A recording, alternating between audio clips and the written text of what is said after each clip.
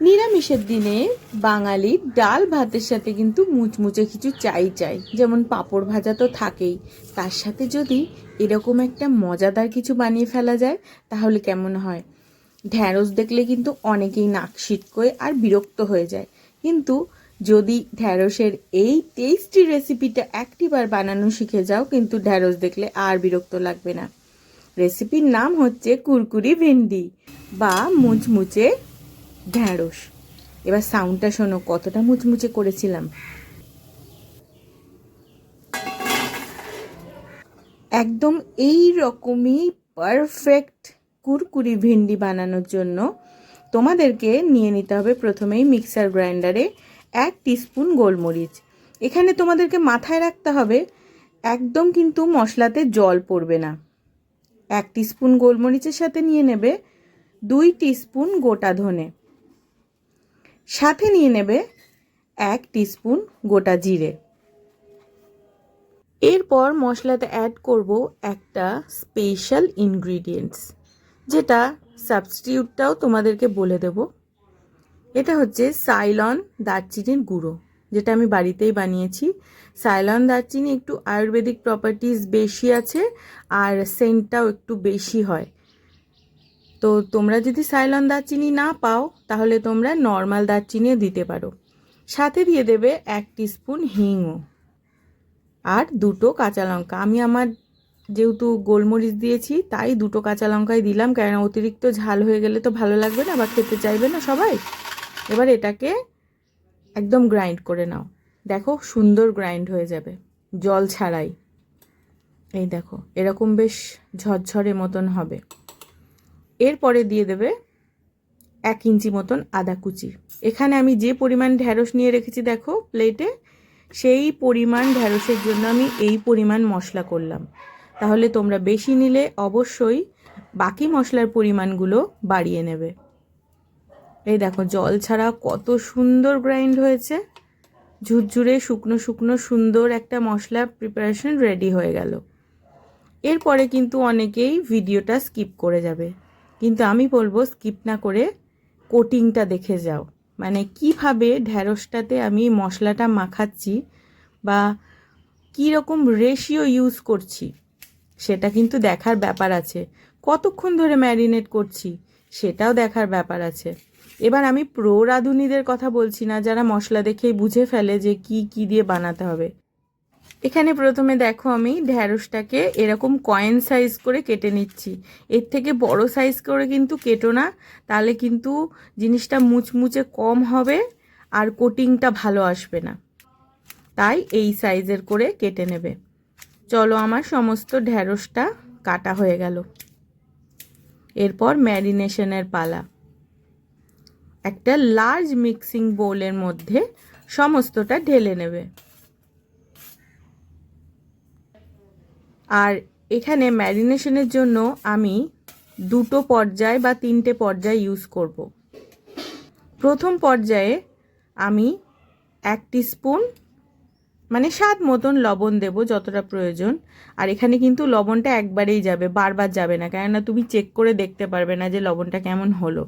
তাই একবারেই লবণ দেবে, কেননা এর সাথে আদার্স ইনগ্রিডিয়েন্টসও মিশবে।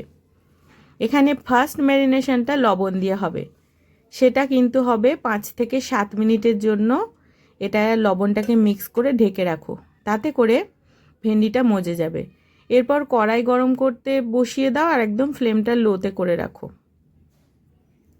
এবার দেখো ভেন্ডিটা মজে গিয়েছে।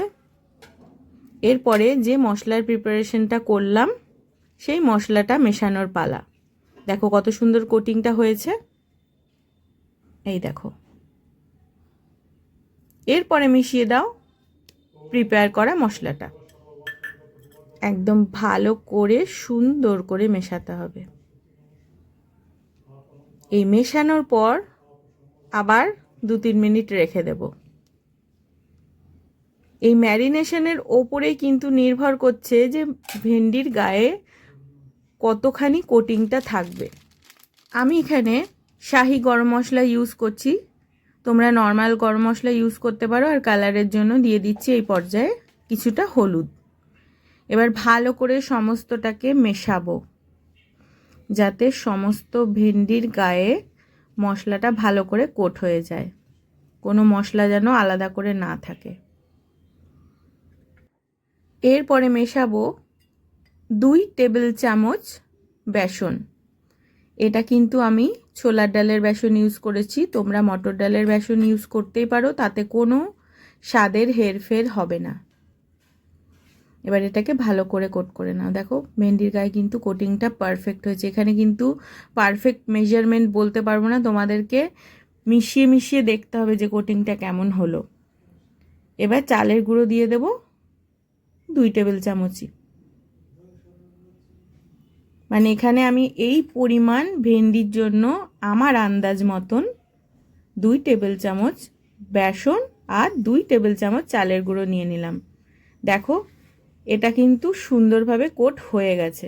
যদি দেখতাম মেশানোর পরেও যে কোট হয়নি, তাহলে কিন্তু আবার আরেকটু কিছু মানে চালের গুঁড়োটাই মেশাতাম, কেননা কুরকুরের জন্য চালের গুঁড়োটাই কিন্তু ম্যান্ডেটরি। এরপর আবার 2-3 মিনিটের জন্য ঢেকে রেখে দাও, যাতে এটা পুরোপুরি মজে যায় আর ভাজার জন্য একদম রেডি হয়ে যায়। দেখো মজেও গেছে। কোটিংটা দেখো, দেখলে কিন্তু একদম শিওর হয়ে যাবে যে কত সুন্দর কোটিং হয়েছে। চলো এবার তেলটা গরম হয়ে গিয়েছে। এরপর আঁচটা বলে দিই, মানে কীরকম ফ্লেমে এটা ভাজবে। তেলটা গরম হয়ে যাবে ঠিকই, এবার এটাকে মিডিয়াম হাই হিটে দিয়ে দেবে। একদম ঠান্ডা তেলে দিলে কিন্তু এটা ভালো হবে না। মিডিয়াম হাই হিটে বেশি নাড়াচাড়া করবে না। দেওয়ার পর কিছুক্ষণ পর হালকা করে এইভাবে খুন্তিটা নাড়িয়ে উল্টিয়ে দেবে। এই যে ব্যাস, এরপর আর নাড়াচাড়া করার দরকার নেই, এটা ভাজা হতে থাক। এরপর দেখো কালারটা চেঞ্জ হয়ে আসবে। এই দেখো হয়ে গেছে। এইটা হতে টাইম লাগবে ওই 5 মিনিট মতন। এই যে দেখো, তাহলে কেমন লাগলো আমার এই কুরকুরি ভেন্ডি রেসিপি? তোমরা অবশ্যই কিন্তু বাড়িতে ট্রাই করো। ডাল ভাতের সাথে কিন্তু অসাধারণ লাগে এই কুরকুরি ভেন্ডি। আশা করছি সবাই বাড়িতে বানাবে।